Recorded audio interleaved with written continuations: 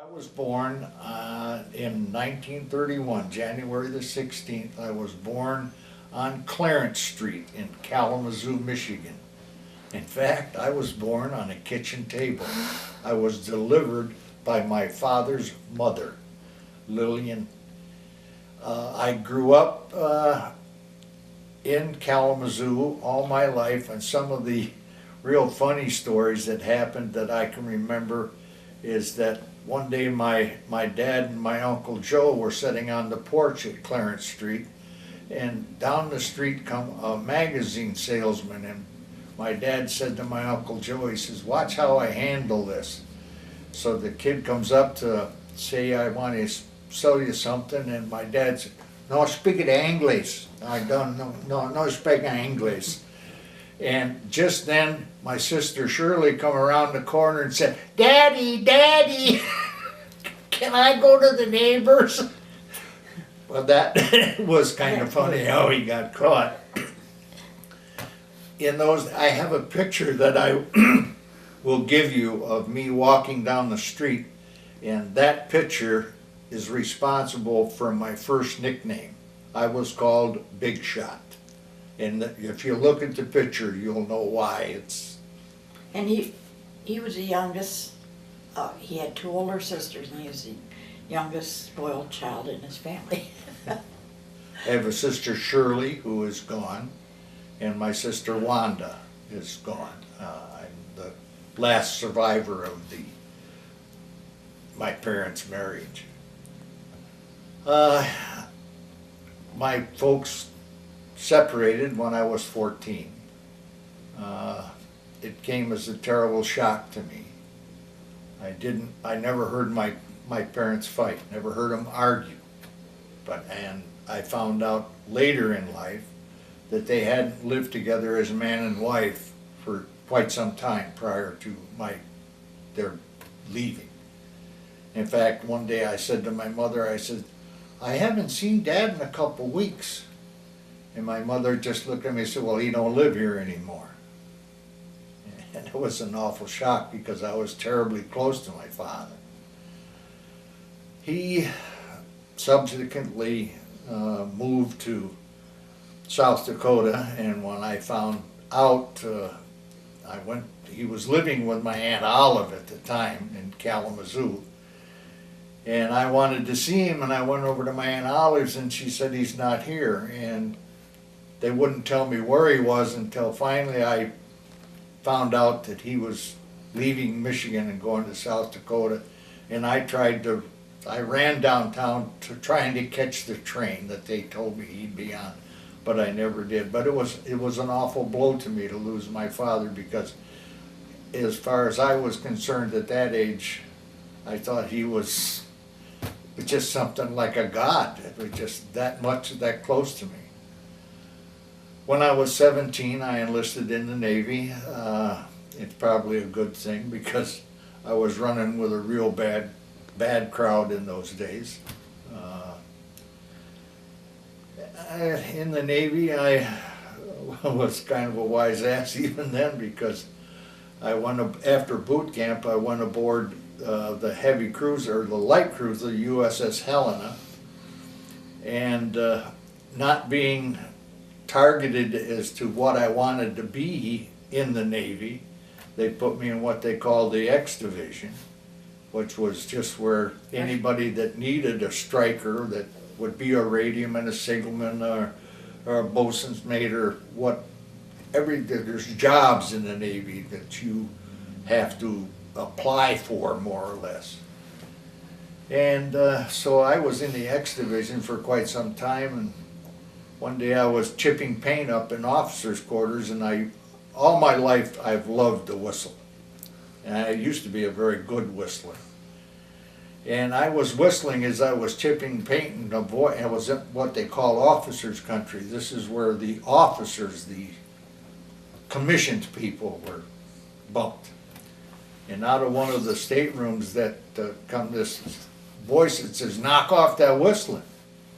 Well, he didn't call me by name, so I didn't think he was talking to me. So I kept on whistling. And he said, "I said, knock off that whistling." I just kept on whistling because he didn't call me by name.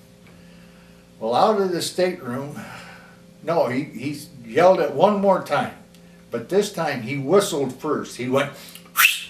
I said, knock off that whistling. And I looked down towards him and I says, don't you know only cocksuckers and bosuns make whistle in this man's Navy? That was the wrong thing to say. Out of that stateroom came Lieutenant J.G. Eubanks. He grabbed me by the nape of the neck and throwed me up against the wall. And I thought I was going to hit him because I was Cocky. kind of cocky, but I looked him over and I knew I couldn't whip him. And he asked me who I was, and I told him, he said, what division you in? And I says, the X division. He says, not any longer. Tomorrow morning at 800, you will report to the main radio shack. You are now a radio striker. Oh, God, that was...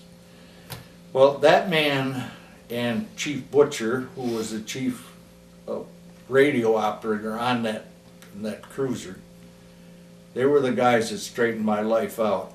They made me read every rate book I could get my hands on. When I entered the Navy, I quit school in the 8th grade. And the IQ that I had then was nothing. But when I was discharged, I took an IQ test and I was rated up to about 2 years of college. And that I owe it to those two guys that made me what I am. Not my father, anything else, those two men.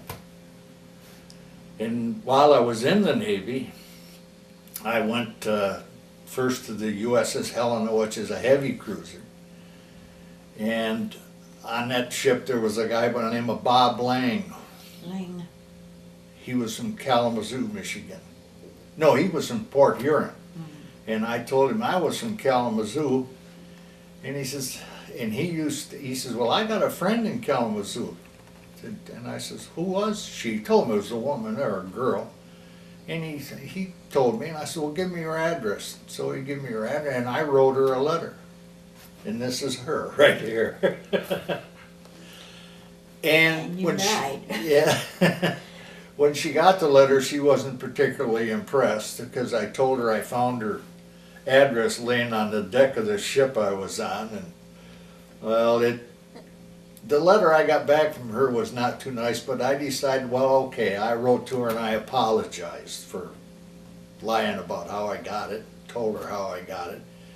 And she answered back, she accepted my apology. In a week or so, or 2 weeks, I wrote her another letter and told her I would be home soon, you know.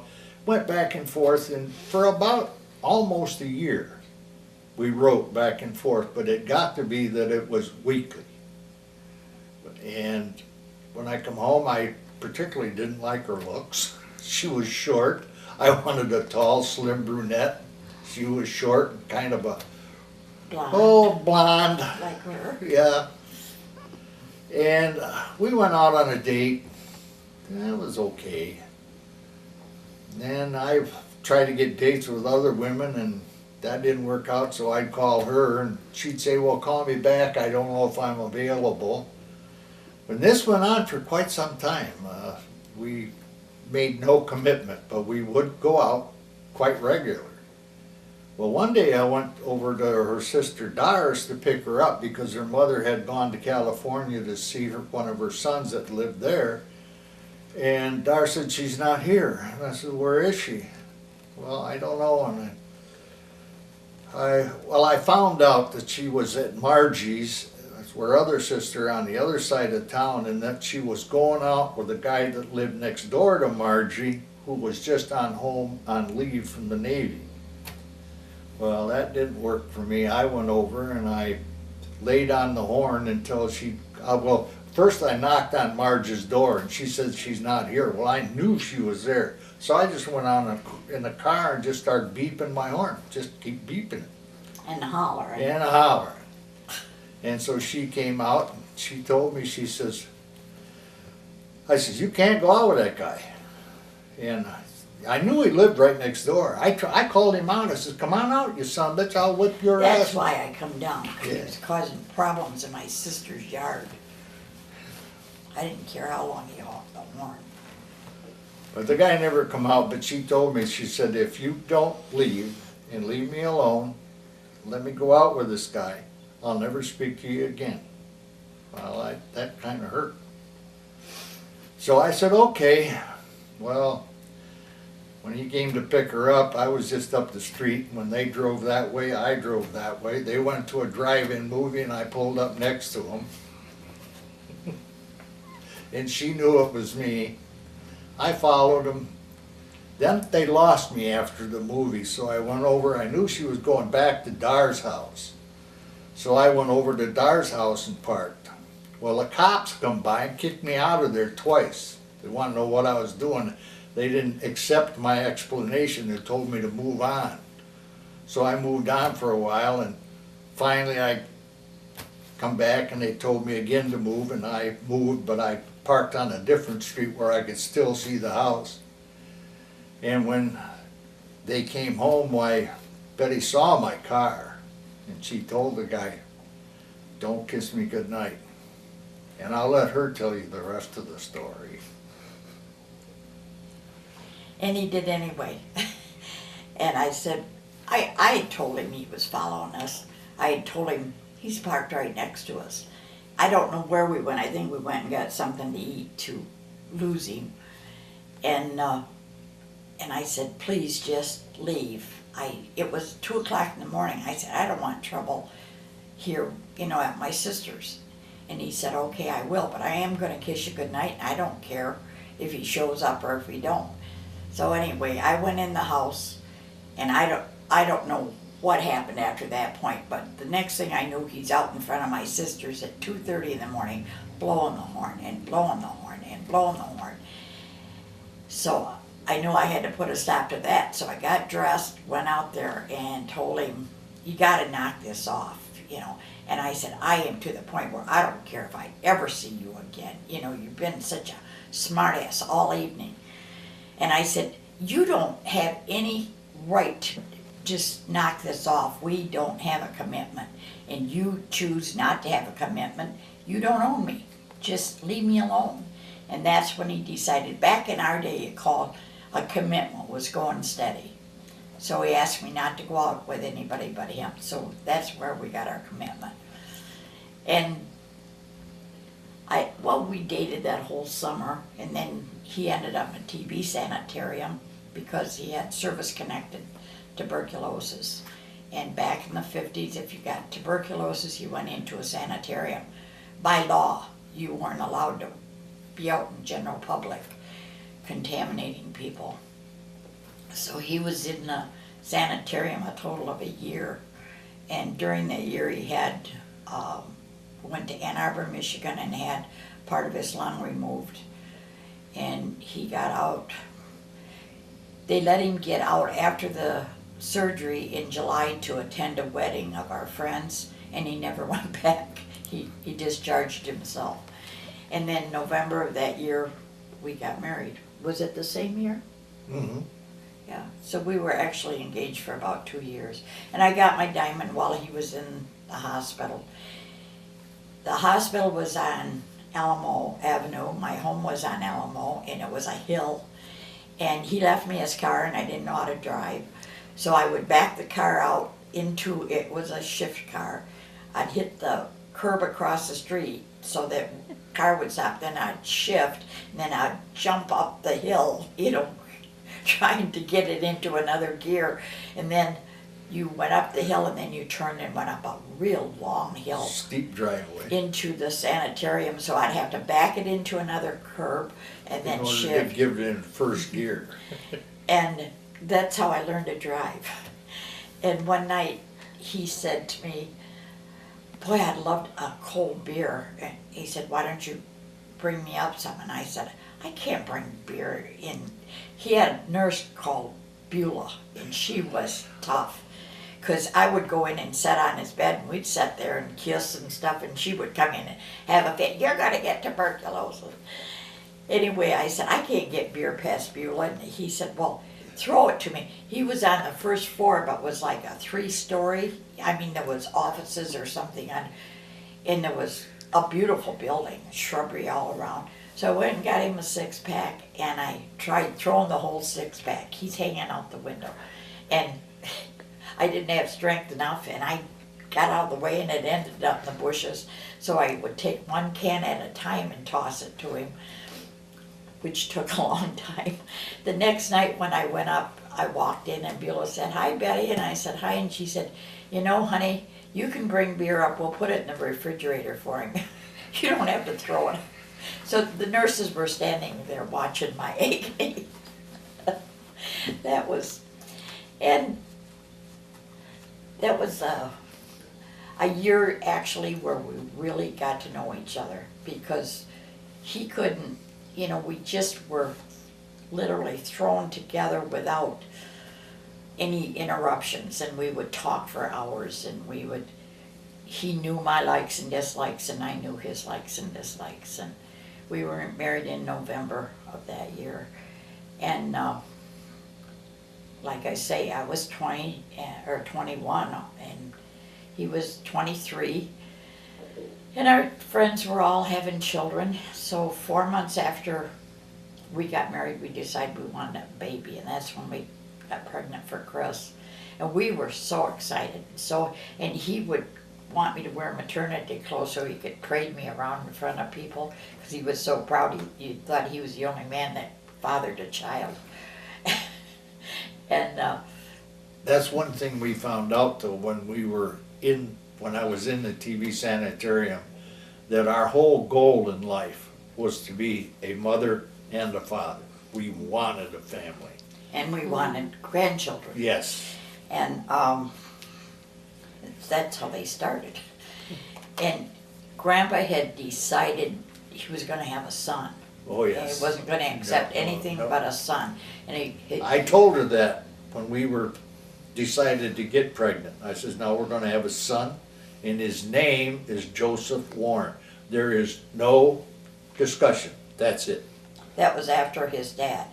So when Chris was born, and back then, fathers couldn't stay with you. I mean, they could go in the labor room, but once you went Into the delivery. they couldn't be with you. So when she was born, they were telling me how beautiful she was, and the nurse said, "I'm gonna take her out and show her to her daddy." And when she came back in, I said, "Was he really terribly disappointed?" And she said, "Disappointed? He was a most enthusiastic father." And she looked at the doctor and she said, "I had the baby in my arms, and he took her out of my arms, and then he kept turning in circles, so I couldn't take her back." Because she said I wasn't supposed to hold my daughter. Well, no, that You wasn't couldn't, I allowed. couldn't touch her. That was the rule. Your fathers could. And bullshit, man, that's my daughter. That was She I said, get tears in my eyes thinking about it now. It was so emotional to look at that little being. It was just. and she was beautiful. She Oh. looked like she had a suntan. She had wavy hair. She had it all curled up in a little swirl. Honey, not Oh. after the delivery. Oh. The next day they did that. But that's how we started our family. And we, at that time, were living with my mom. Mom had a big home, and I was the last to get married. And so we lived with her until Chris was probably 4 or 5 months old, and then we moved into our own home, which was a darling little house, but It looked like a dollhouse. you walk in the front door and fall out the back, all in 2 You steps. couldn't open a newspaper and lay it down on the floor in the kitchen. You had to fold the edges. A full sheet of newspaper covered all the floor. But it was an adorable little house, and we boy. stayed there until Chris was almost a year, but we had a space heater. And we were afraid when she started walking, she'd fall into it, and winter was coming on. So we moved back, we had bought a home and having it built, and we were supposed to be in it by before Christmas. Yeah. November. And so we moved back with Mom to wait, for the house to be built. And we waited and everything. When you build a home, there's always delays. So we actually moved into, Chris was a year old in December, and we moved into our home in February. February. And my mom was having heart problems at the time. She was only 55 years old. And the streets were all muddy and, it was a new development. And we wanted to wait till they got the streets in order before we took Mom up to see the house. And Mom died the next month. She never got to see our home. But she got to see my daughter. And she loved her to death. The last thing she said to me was, "You bring her up as be as good a girl as you, and she'll be wonderful." So I tried. And then we had our son, and he spent more time looking at Joe in the nursery than he did visiting me, because the baby couldn't come in the room when the dads were there. My own mother could, or sisters, nobody. The only one that could come in your room other than the husband was a minister.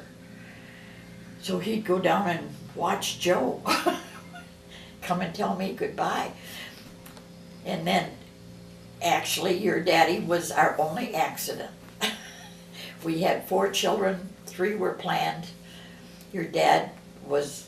Result of a New Year's Eve party. And he was born 9 months to the day, almost to the hour that he was conceived.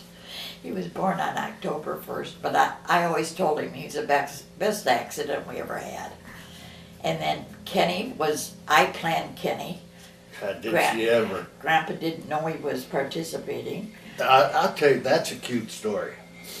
Because we were going to a church in Indianapolis. We lived down there. I thought I heard a bell ringing. But anyway, we always went to this church on Sunday, and on the way home we always stopped at a bakery to buy some rolls, and we'd go home and we'd have coffee and the kids would have milk and a roll.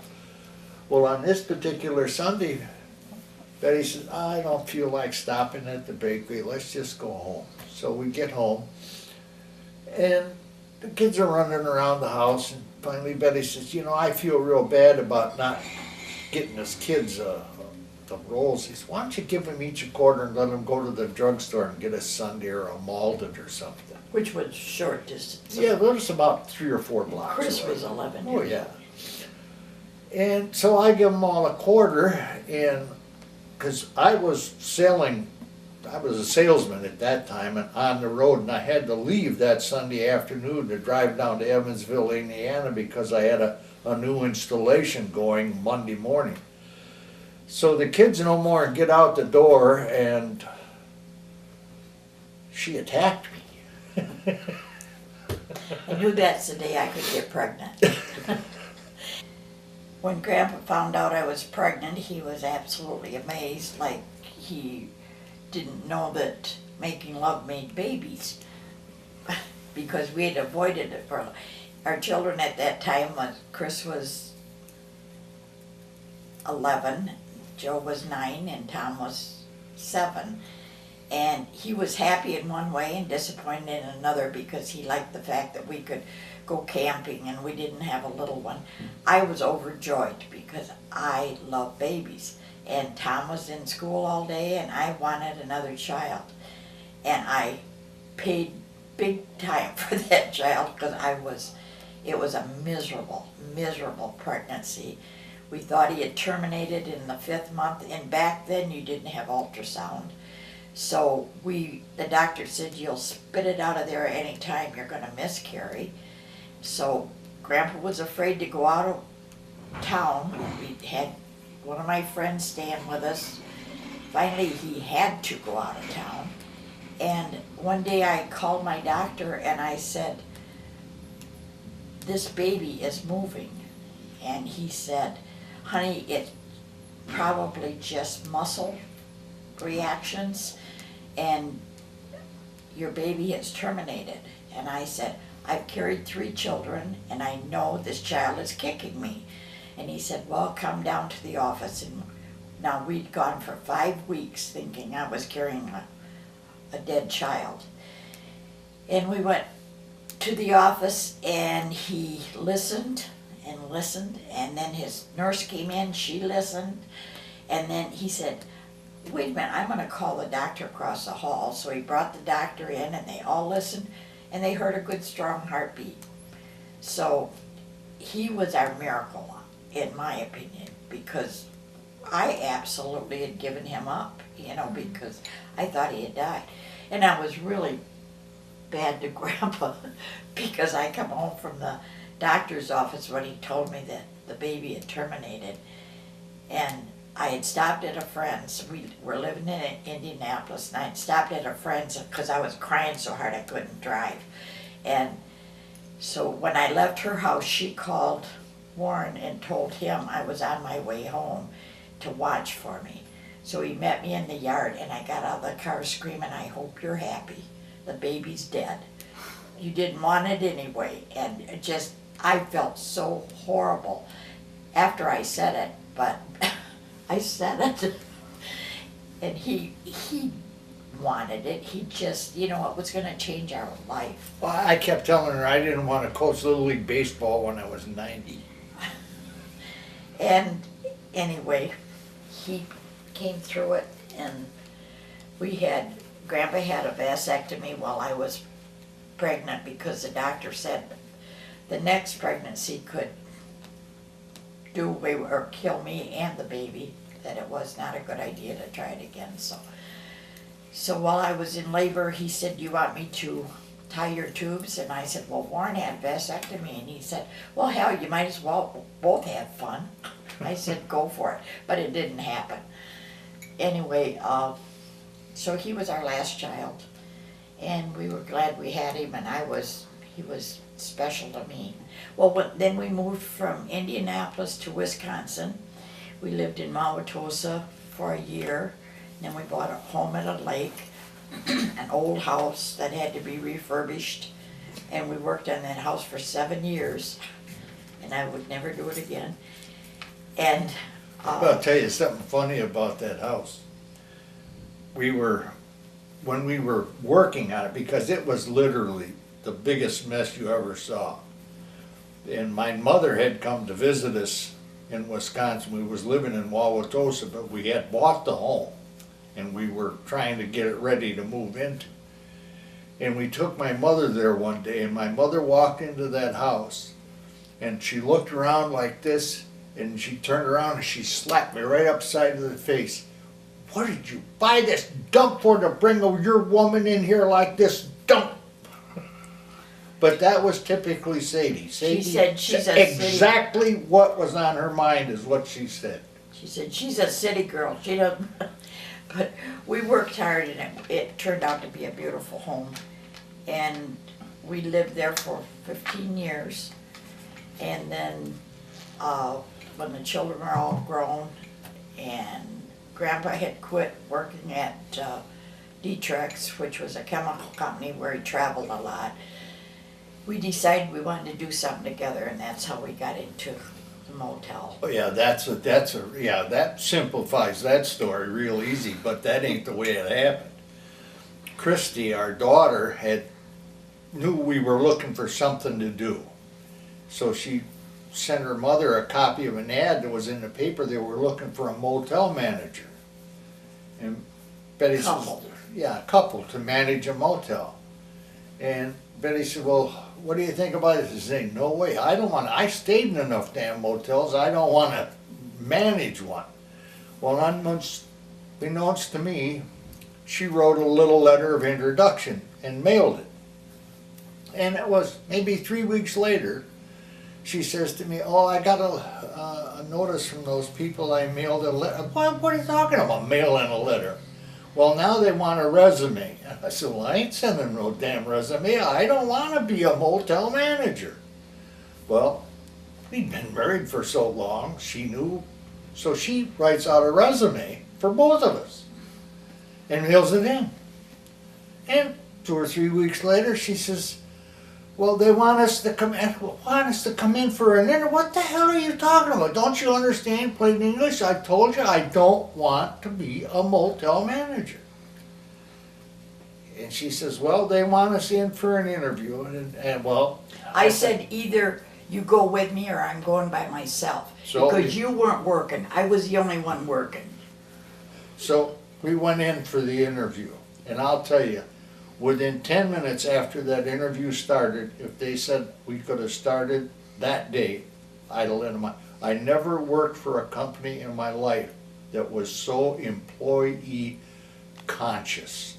They really treated their employees great. Our biggest concern about taking the job was by that time we had grandchildren. And I think we had all of the grandchildren except Annie and Wally.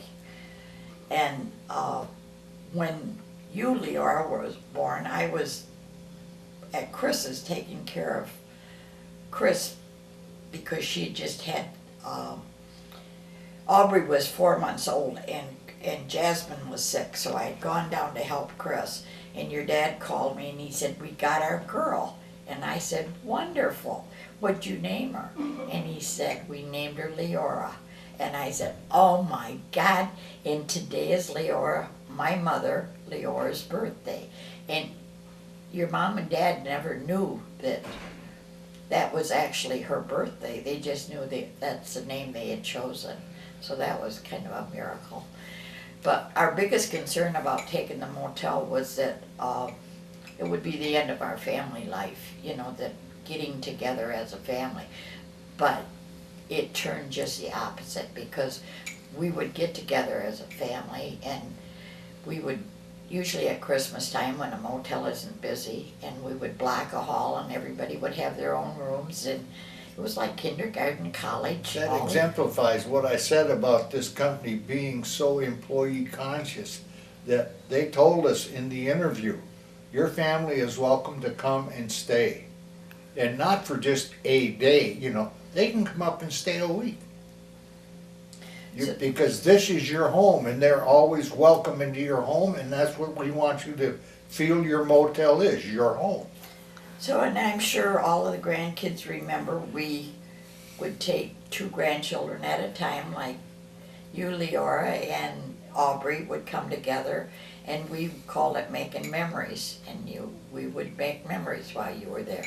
And we'd take Sterling and DJ, and Jasmine usually wanted to come along because she thought she was the only grandchild that existed.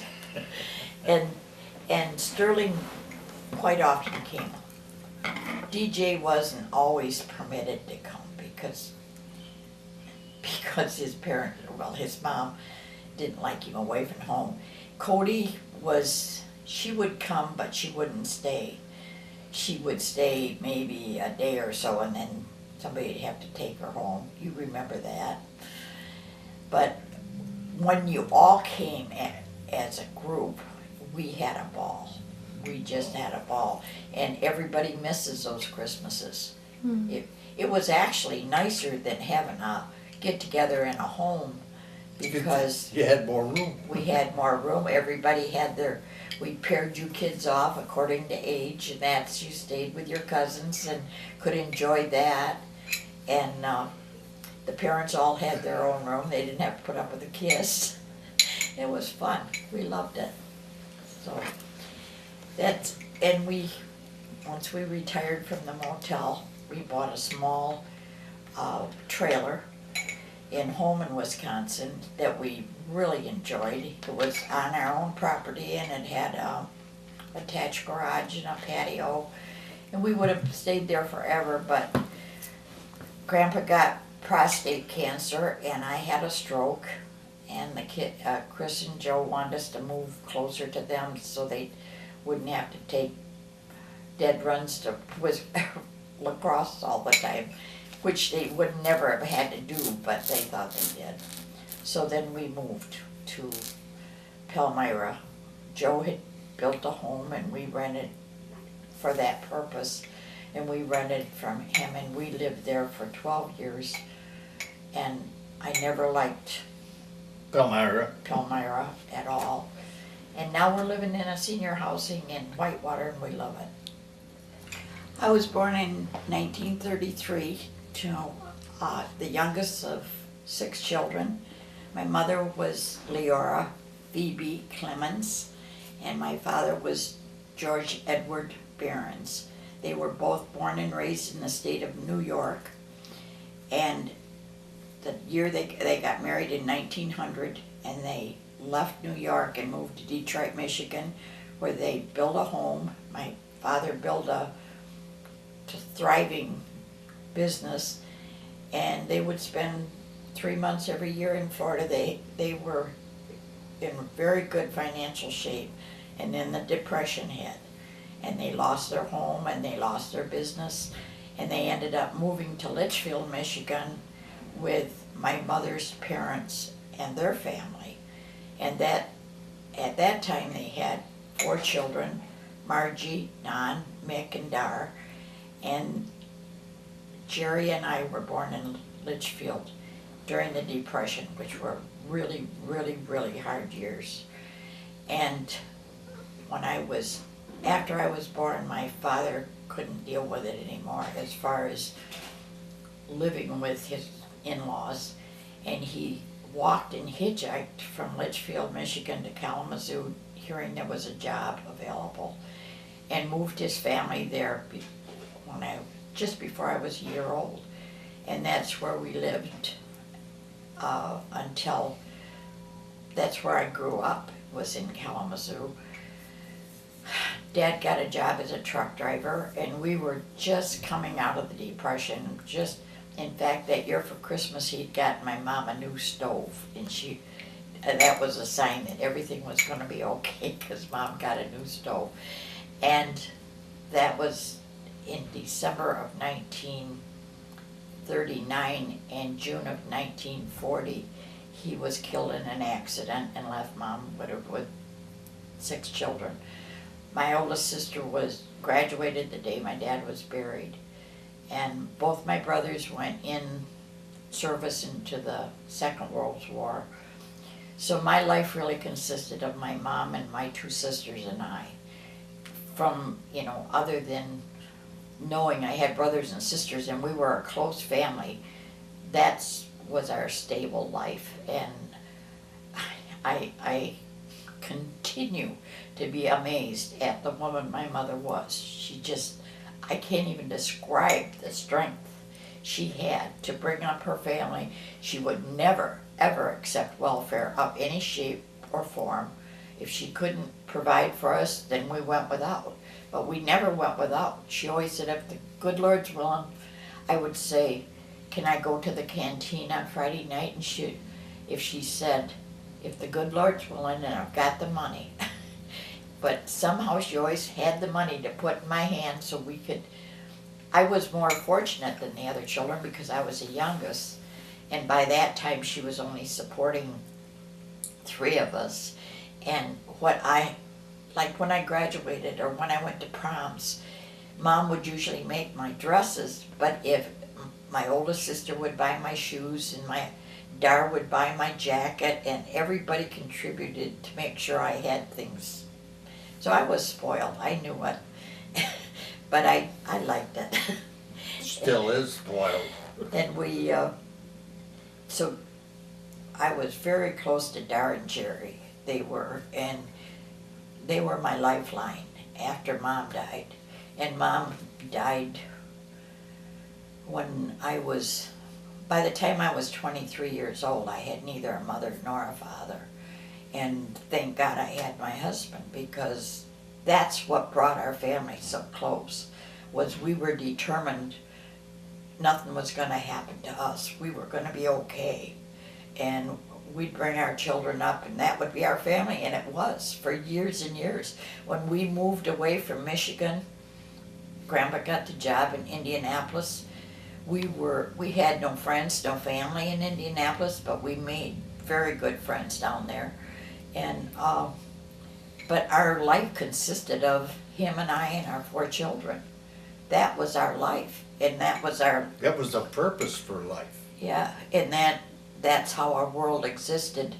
And as our grandchildren came along, more joy came into our life. And our family just kept getting bigger. And better. And that's more or less the story of our life, is how from the day we met, we didn't get along well. I mean, I think we loved each other, but we didn't like each other for a long time. until we decided we loved each other. And I think it was a godsend the year he spent in the TB sanitarium, because I went to see him every night and we talked about everything. We talked about our dislikes and our likes and how we wanted our family to grow up, and what we expected from our children was only, we didn't expect anything from them except respect for us and to find their way in life and do something they loved. That's all we ever wanted for our kids. We hoped they would go to get more of an education.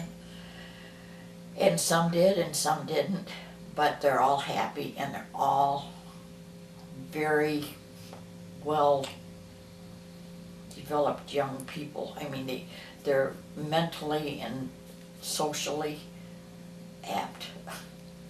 You know, we didn't have a loser in the bunch, nor in our grandchildren. We're so proud of our family, and that was our purpose in life. That was what I think we were put on earth for. Some people are put on earth to be astronauts or nurses or doctors. I was put on earth to be a mother and a grandmother and a wife, and that's what I'm proud of. That's my legacy to the world. Our legacy is our children and our grandchildren, and we hope that that will go on, that our grandchildren will have children and convey to them what a wonderful life can be if you love each other. It's all it takes. It's all it takes. Right? My sister Dar, well, she had two different times. Once when there was a flu epidemic in 1957, and she got the flu and she was pregnant for her son. And she came to our house and we took her to the hospital. Jerry and I took her to the hospital, and the doctor told us at that time, you better call her husband, because, I mean, one of my best friends died during that. It seemed to be attacking pregnant women. And I can remember Jerry and I and Margie and John, her husband, walking in the halls, you know, just waiting to have the doctor come out and tell us she had died. And he came out eventually and said, I don't know what to contribute this to, because somebody up there must like her, because she's past the crises. Well, Dar told us later, Mom was a nurse, and she said that Mom had come to her and she wanted to go with Mom. And Mom said, no, you can't go. You know, you have to stay here and take care of Cindy. She had one child, and the child that's in your body. You can't come with me now. And she said she can remember just begging my mom, please let me go, because she said it was so beautiful. And Mom was all in white, but you know, you try to analyze it and you think, well, you've seen her all in white, because back then that's how nurses dressed. White hose, white uniform, you know. And we thought, well, maybe a nurse had come into her room and she had, you know, hallucinated that it was Mom. But she swore, no, it was Mom. And Mom said, you have to go back, you can't. And she said, I didn't want to go back. Well, when Dar was dying, she was in a hospice, and Jerry and I was there. We walked in that morning, and she looked at me and she said, have you seen Mom today? And I said, no, I haven't, Dari, have you? She said, yeah, she was here to visit. And I said, she was. And she said, yeah, she wanted me to go with her, but I got to see my kids first. And I said, yeah, you should see your kids first. But when next time she comes, if she really wants you to go, you go with her, Dar, because, I mean, we knew she wasn't going to make it. And she said, Don and Mick were here too. Both my brothers had passed. She said, in fact, they're here right now. I said, where are they? She said, they're sitting up there in the corner playing their guitars. And there was like a little shelf up there like that, only it was literally a shelf. She said, they're sitting right up there playing their guitars. They're waiting for Mom too. And that was like 2 days before she died, and I had to go back home. We were running the motel. And no, we weren't. No, we were living in Palmyra when her daughter called and said, "You better come back because if you want to be here." Well, I knew we weren't gonna. Then I talked to her son-in-law, and Steve said, "You could never make it back." They were in Kalamazoo, we were in Palmyra. And I said, "We'll be there first thing in the morning." I knew we wouldn't make it back before she died. But she insisted on seeing each one of her children, and Jay was her youngest, or is her youngest. And he refused to go in her room because he knew she was dying. And Jerry said he's a big, tall man, just slid right down the wall and was sitting there crying. And Jerry said, you got to go in and tell your mom it's okay, just go for the light. It's okay. She said, "Jay, you don't want her to suffer anymore, do you?" And he said, "No." She said, "Then you've got to stand up and be a man and go in and take your mom's hand," because all the other kids, she had 4 children, were there, and they told her, "It's okay, we'll be fine." But she was waiting for Jay. And when Jay went in and told her that he loved her and that we'll be fine, she was gone. And she said something to Cindy about, "It's okay, my mom's here." So, boy, you really wonder, if you do doubt if there's an afterlife. She's talking about her 2 brothers and her mom that had passed before her. The people that she dearly, dearly loved. And I thought, whoa, I hope I get that opportunity. I'd like to see my mom again. She died at, I was so young, and I just thought, I can't make it without. Honest to God, I'd go pick up the phone, because Chris was a baby, and I'd think a question would come up, and I'd have her number half dialed, and it was just like somebody kicked you right in the gut, like, oh my God, she's not there.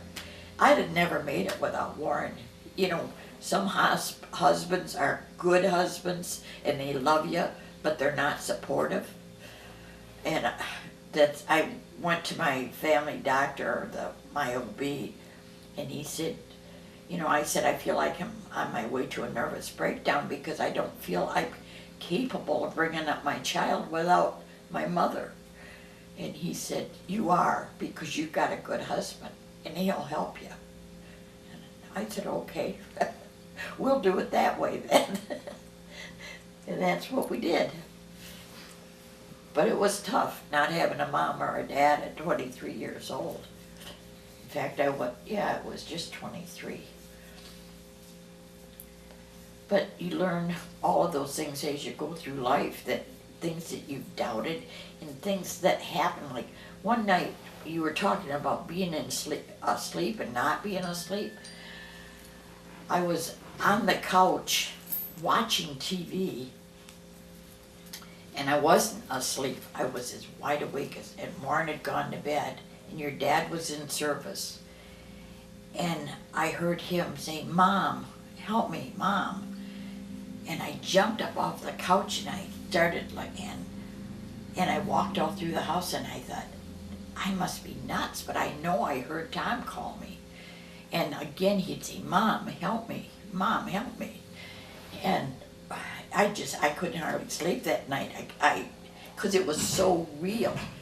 And I told Grandpa about it, and he said, maybe you'd fallen asleep, and it was just a quick reaction when you were sleeping. I wasn't asleep, man, I was wide awake. The next day Tom called, and I said, what'd you do last night? And he said, why do you ask? And I said, because I had a real strange experience. I thought you were calling me. And it seemed like he was in a dark place, dark room, and he was calling for my help. And he had just bought a VW bus, a beat up VW bus, and all I could think of is, oh my God, he's in that bus and he's had an accident and nobody's there to help him. That was my first thought. And he started to cry. And he said, I can't believe this. And he said, that's the time he was real religious. And a lot of the guys in his dorm was calling him a Jesus freak and, really giving him a bad time about being religious. And he said, went in my room and the lights were out and I had the blankets over my head and I was crying. And I was saying, Mom, help me. Can you believe it? You ask if that's the truth. And I heard him. That's when you know you're close to your kid. And it was the dark room that I was seeing in my head, and I associated it with this dark car. I thought, oh my gosh, he's running a ditch or something. But yeah, I heard him calling me. And people can be cruel. But he went through a lot of harassment. I remember once when, I don't know what surgery it was.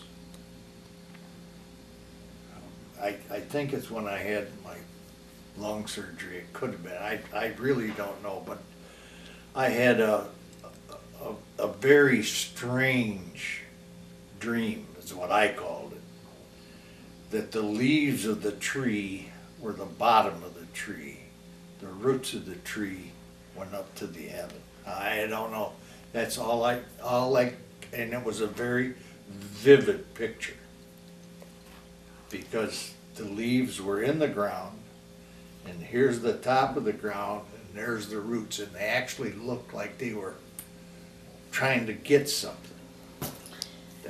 The only weird, and I felt like I was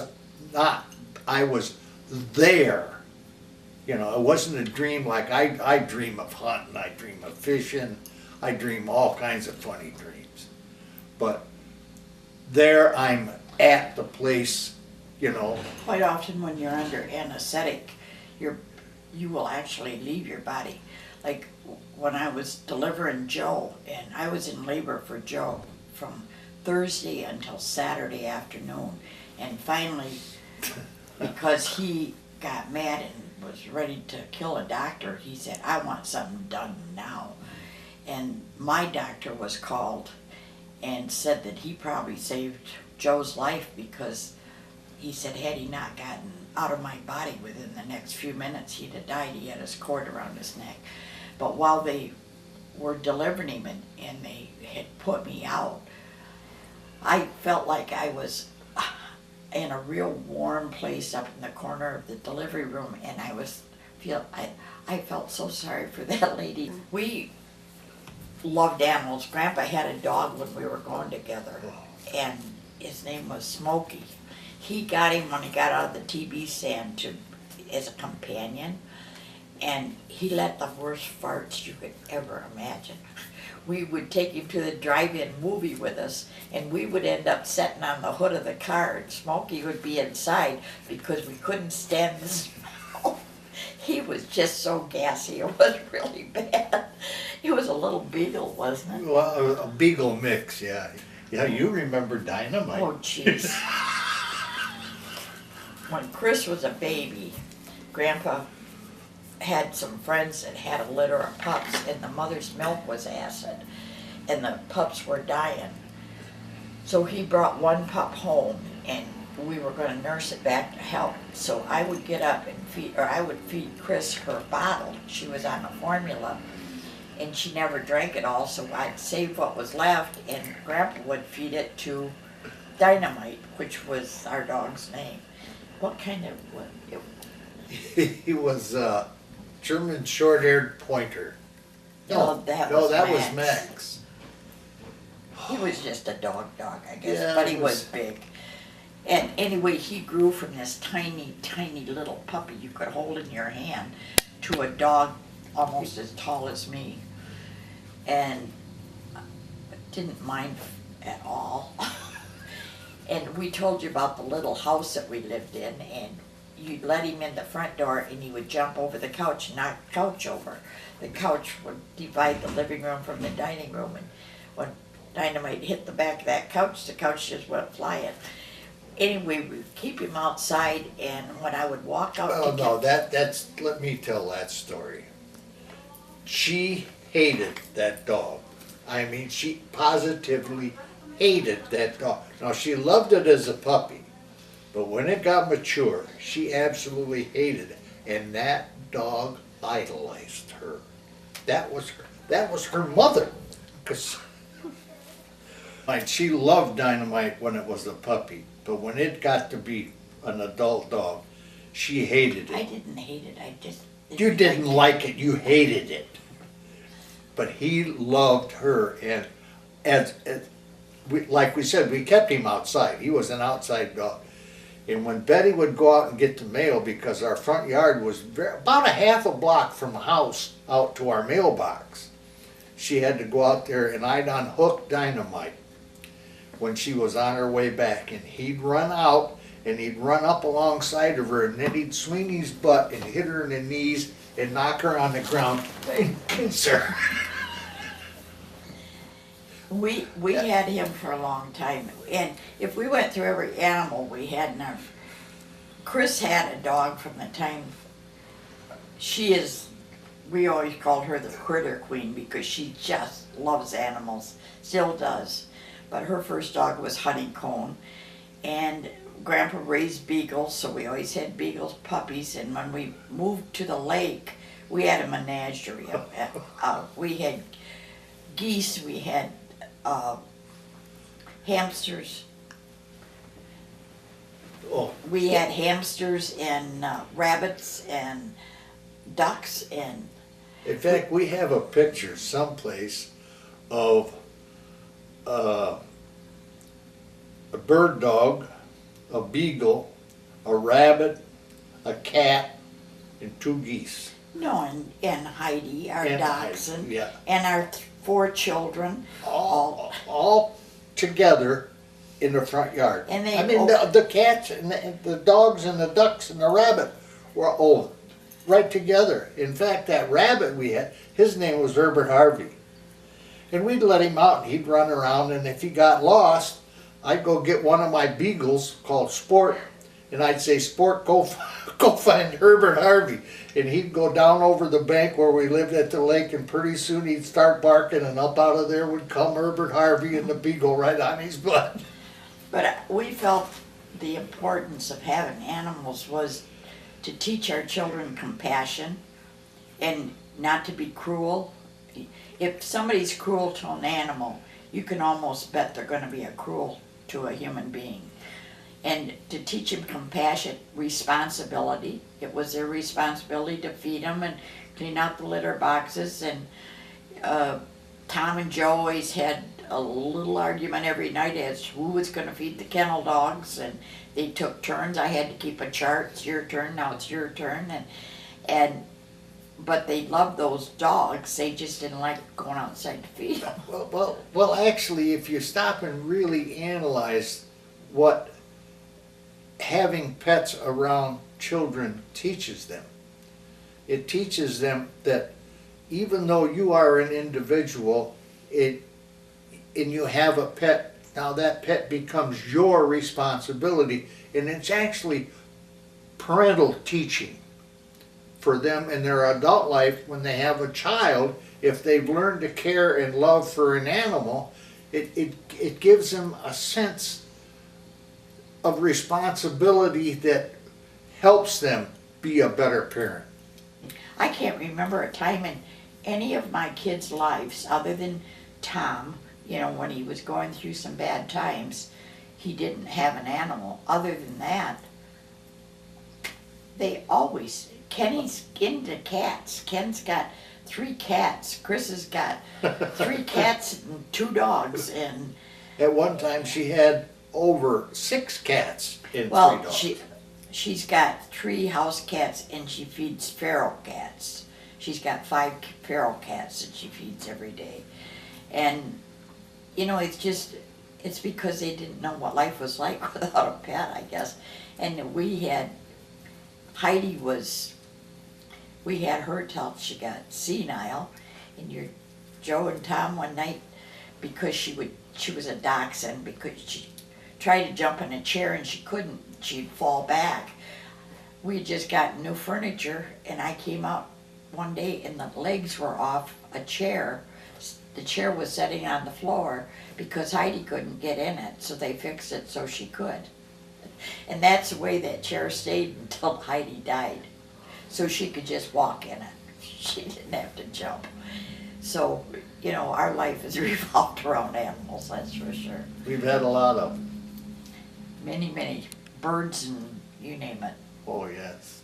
We had a parakeet, and it would actually, and we let it out of the cage often. Oh, I mean, they love it had a free run of the house, and that's when we had that dog, Heidi. And that parakeet would get down on the floor by Heidi, and one time we even saw the parakeet sitting on Heidi's back and walking around the house, and it did it a lot of times. It was common.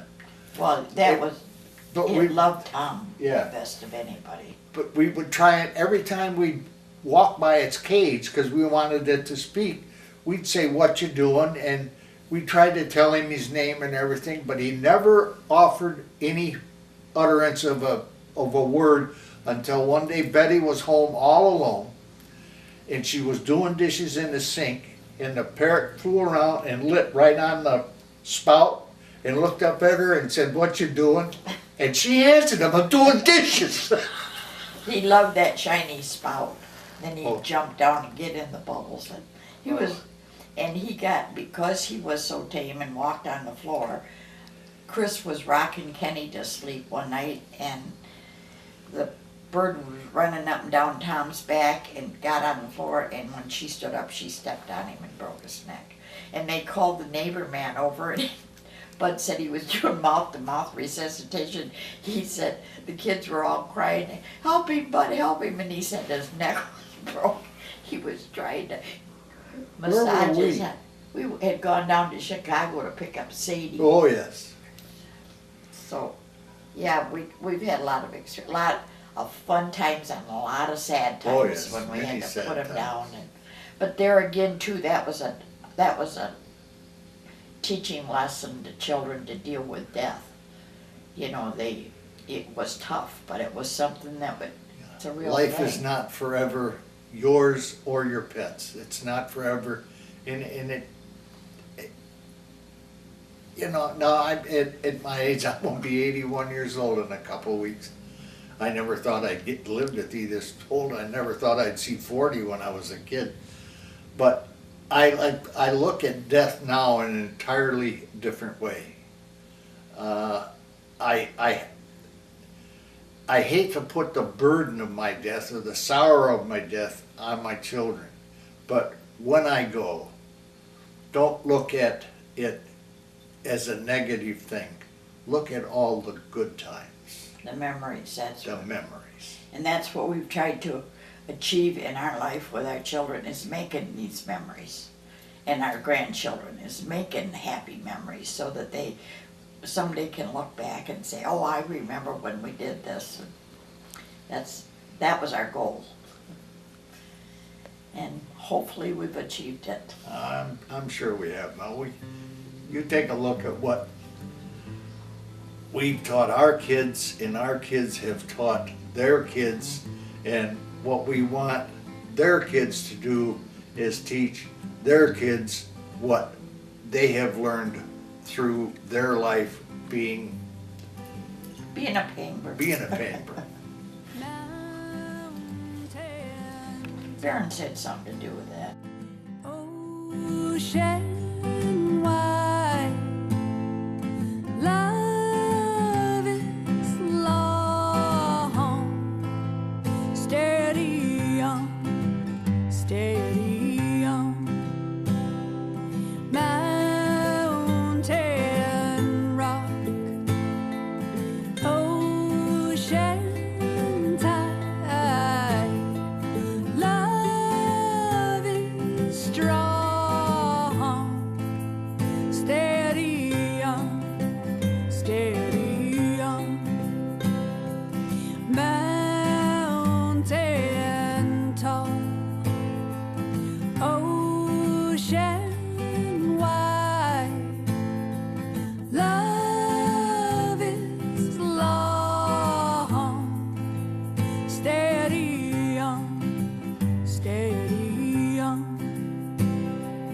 my